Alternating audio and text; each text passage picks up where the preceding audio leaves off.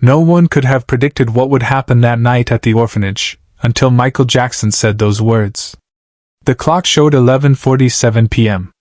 The hallway lights flickered. A black limousine pulled up silently outside St. Mary's Children's Home in Los Angeles. No cameras. No press. No announcement. Just Michael Jackson, stepping out into the cold December air, wearing his signature black fedora and a simple jacket. The volunteers inside had no idea their lives were about to change forever. Sarah Martinez, a night shift volunteer who had worked at St. Mary's for 7 years, was doing her final rounds. The children were supposed to be asleep. Most were. But in room 12 she noticed something. A small figure sitting by the window, staring out into the darkness. It was Tommy, a 6-year-old boy who had been at the orphanage for 3 months. His parents had died in a car accident. He hadn't spoken a single word since he arrived.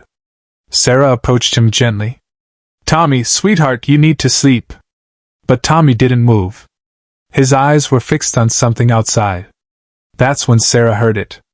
Footsteps in the hallway. Slow. Deliberate. Not the usual security guard's heavy boots. These were different. She turned around. And there he was. Michael Jackson.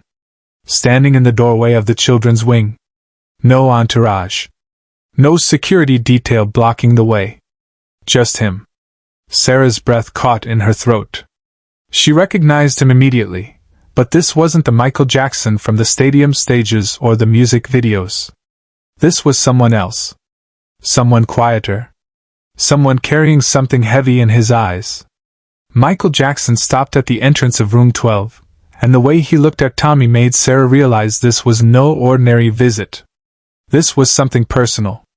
"Is he okay?" Michael asked softly, his voice barely above a whisper. Sarah couldn't speak. She just shook her head. Michael walked slowly into the room, removing his fedora and placing it on a chair. He knelt down beside Tommy, who was still staring out the window, tears streaming silently down his small face. "I know what you're feeling," Michael said. Not to Sarah. To Tommy. "I know what it's like to lose everything and feel like no one understands." Tommy's eyes shifted slightly. Just a fraction. But it was the first sign of acknowledgement he had shown in 3 months. Michael noticed. He reached into his jacket pocket and pulled out a small, worn teddy bear. It wasn't new. It wasn't glamorous. It looked old, loved, used. "This was mine," Michael said, holding it up. "When I was your age, this was the only thing that made me feel safe. I want you to have it." Tommy's hand moved. Slowly. Trembling.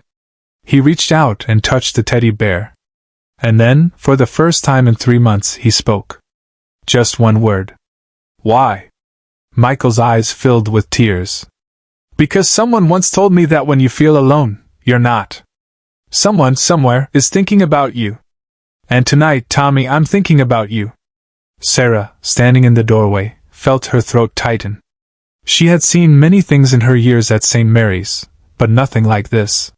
This wasn't a celebrity doing charity work. This was a human being connecting with another human being in the purest way possible. If you want to know how this night changed everyone who was there, subscribe now because what happens next will stay with you forever. Michael Jackson stayed. He didn't leave after 5 minutes. He didn't take photos. He didn't call the press. He sat with Tommy for over an hour, talking quietly, sharing stories, and just being present. Other volunteers began to notice. Maria, the head nurse, came to check what was happening. When she saw Michael sitting on the floor with Tommy, she froze. Should we call someone?" Maria whispered to Sarah. Sarah shook her head. "No. Let him be." Word spread quickly through the small night staff. Within 20 minutes, 5 volunteers had gathered quietly outside room 12, watching through the partially open door. They watched as Michael Jackson, the king of pop, the man who had performed for millions, sat cross-legged on a cold orphanage floor, singing softly to a child who had lost everything. He sang, "You are not alone." But not the version the world knew. This was different. Slower. More intimate. More real. His voice cracked at times. He wasn't performing. He was feeling every word. Tommy leaned against him. For the first time since the accident, the boy's body relaxed. The tension that had kept him rigid for months seemed to melt away. Michael wrapped his arm around him, and Tommy, holding the teddy bear tightly, began to cry. Not silent tears this time. Real, deep, cleansing sobs. The volunteers outside couldn't hold it together anymore. Maria covered her mouth, tears streaming down her face.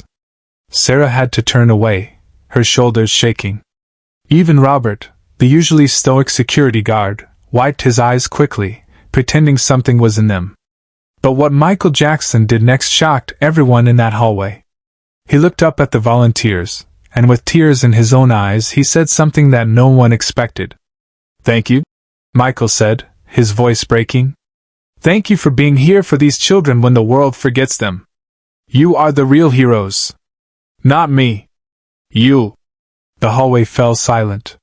Maria stepped forward, unable to contain her emotions. "Mr. Jackson, we don't know what to say." Michael stood up slowly, careful not to disturb Tommy, who had finally fallen asleep against his shoulder. He gently laid the boy down on the bed, covering him with a blanket. He placed the teddy bear next to Tommy's face. Then he turned to face the small group of volunteers who had dedicated their lives to caring for forgotten children. "I grew up in the spotlight," Michael said quietly. "I grew up with everything and nothing at the same time. I had fame, I had money, but I didn't have what these children need most. I didn't have someone who just stayed. Who didn't want anything from me. Who just cared." He paused, looking at each volunteer directly. "You do that every single day. You stay. You care. And these children will remember you for the rest of their lives, even if they can't say it now." Robert, the security guard, spoke up. "Sir, we're just doing our jobs." Michael shook his head. "No. You're doing more than that. You're giving them hope. And hope is the only thing more powerful than fear." Maria couldn't hold back anymore. She stepped forward and hugged Michael Jackson. Not the celebrity. The person. He hugged her back, and in that moment, the barrier between star and human being dissolved completely. Sarah approached him. "Mr. Jackson, can I ask you something?" "Of course." "Why did you come here? Tonight? At midnight? Without telling anyone?" Michael looked back at Tommy, sleeping peacefully for the first time in months. "Because I made a promise to myself a long time ago. That if I ever had the power to make one child feel less alone, I would do it. No cameras. No publicity. Just connection. That's all that matters." He reached into his other pocket and pulled out a small envelope. He handed it to Maria. "This is for the orphanage. Use it however you need. But please, don't tell anyone where it came from. This isn't about me. It's about them." Maria opened the envelope. Inside was a check. The amount made her gasp. It was enough to fund the orphanage for an entire year. She looked up at Michael, speechless. "There's one more thing," Michael said. He walked over to the small piano in the corner of the common room. The volunteers followed him. He sat down and began to play. Softly. A melody that none of them recognized at first. Then he began to sing. "When you're alone, and the night is cold, remember that someone, somewhere, holds you in their soul." It wasn't a song from his albums. It was something he was creating in that moment. A lullaby for the children who would never hear their parents sing to them again. The volunteers gathered around the piano. One by one, they began to hum along. And then, something magical happened. The children started waking up. Not all of them, but some. They came out of their rooms, rubbing their eyes, confused but curious. They saw Michael Jackson at the piano. They saw their caretakers singing. And slowly, they joined in. Even though they didn't know the words. Even though some of them had never sung before. And in that moment, the orphanage that had been a place of loss and sadness became something else entirely. It became a place of healing.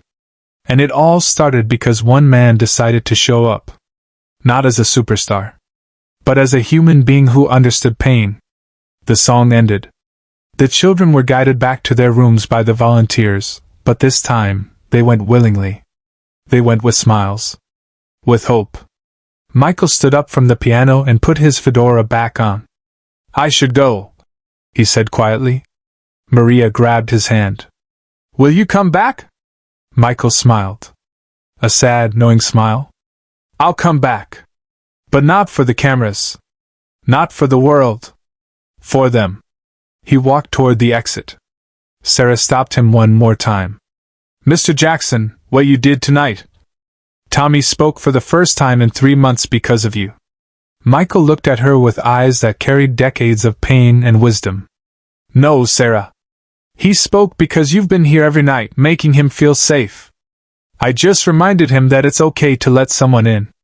You did the real work. Never forget that." And then he was gone. The black limousine pulled away into the night, leaving behind a group of volunteers who would never see their work the same way again. Share this story if you believe in the power of human connection. Subscribe to keep these moments alive. The next morning, the director of St. Mary's arrived to find something unusual. Every single child was awake, gathered in the common room, talking about the man who sang to us. At first, she thought they were talking about a dream. But then Maria showed her the envelope. The check. The note inside that simply said, "For the children who deserve to dream again. MJ." Tommy, the boy who hadn't spoken in 3 months, was sitting with other children, showing them his teddy bear. He was talking, laughing, playing. Sarah watched him from across the room, tears in her eyes once again. She knew that what had happened the night before wasn't just a visit. It was a turning point. In the weeks that followed, the story of that midnight visit spread quietly among the staff, but never to the media. Michael had made them promise. "This is sacred," he had said. "Don't let the world turn it into a headline." But the impact of that night rippled outward in ways no one could have predicted. The volunteers began to see their work differently. They weren't just caretakers anymore. They were healers. They were hope givers. And that shift in perspective changed everything. Michael Jackson returned 3 more times that year. Each time at night. Each time without announcement. Each time, he brought something small but meaningful. A toy. A book. A handwritten note. But more than anything, he brought his presence. His time. His humanity. Years later, Tommy was adopted by a loving family. He grew up to become a social worker, dedicating his life to helping children in crisis. When asked why he chose that path, he always told the same story. The story of the night a stranger showed up at his orphanage and reminded him that he mattered. The teddy bear Michael gave him sits on his desk to this day. A reminder that even in our darkest moments someone, somewhere, is thinking about us. And that connection, that simple act of showing up, can change everything.